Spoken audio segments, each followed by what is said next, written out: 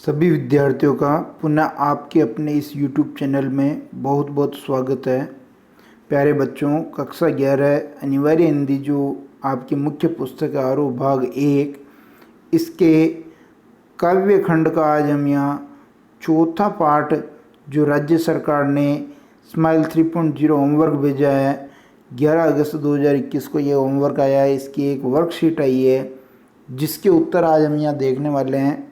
सुमित्रा नंदन पंत की एक कविता लगा रखी है, वे आँखें। कौन सी कविता है? वे आँखें। ये काव्य खंड का पाठ चौथा है। इसके प्रश्न उत्तर हम देख लेते हैं। प्रश्न पहला, किसान की आंखों में क्या भरा हुआ है? उत्तर लिखेंगे, किसान की आंखों में करुणा, पीड़ा व दीनता का भाव भरा है। इनमें भय व खालीपन है। इस कारण कवि को किसान की उन आंखों से डर लगता है। दूसरा प्रश्न देखेंगे, किसान को किससे बेदखल कर दिया गया? उत्तर लिखेंगे, किसान के खेतों से उसे बेदखल कर दिया गया। किसान के पुत्र को जमींदार के कारिंदों ने लाठियों से पीट पीट कर मार डाला। उधार चुकाने के लिए महाजन ने किसान का घर द्वार सब बिकवा दिया। तो खेतों से बेदखल कर दिया, ये देखेंगे।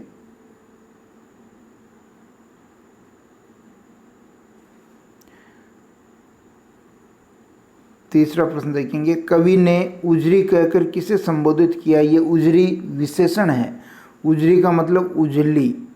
उजरी का मतलब क्या? उजली। और उजली का मतलब क्या? सफ़ेद। उत्तर लिखें, कवि ने उजरी कहकर किसान की गाय को संबोधित किया है। अर्थात कवि कहते हैं कि किसान के पास उजरी नाम की एक गाय थी।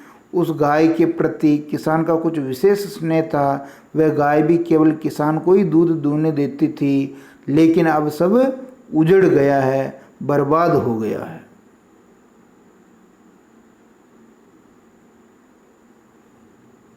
एक गाय कर लें यहाँ।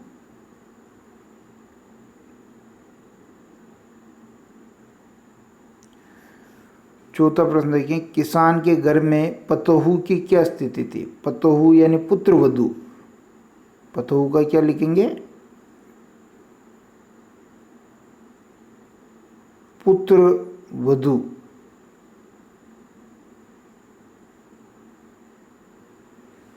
उत्तर लिखेंगे, किसान के घर में पतोहू विधवा का जीवन जी रही थी।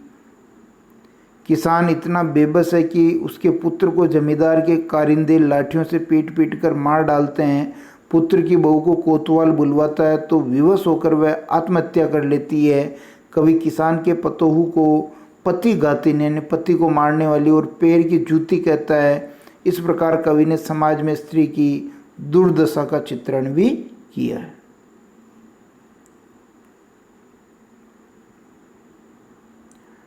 अंतिम प्रश्न देखेंगे, पांचवा, प्रकृति का चितेरा कवि किसे कहा गया? बहुत इंपॉर्टेंट है। उत्तर, छायावादी युग के महान कवि सुमित्रा नंदन पंत जी को प्रकृति का सुकुमार कवि और प्रकृति का चितेरा कवि नाम से हिंदी साहित्य में जाना जाता है।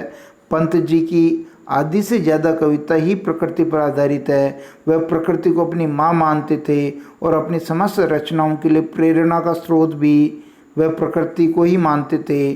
पंत जी का जन्म भी उत्तराखंड के अल्मोड़ा जिले के कोसानी गांव में प्रकृति की गोद में हुआ था। प्यारे बच्चों, यदि आपको ये वीडियो पसंद आता है तो इसे लाइक करें, शेयर करें, अपने साथियों मित्रों तक जरूर पहुंचाएं।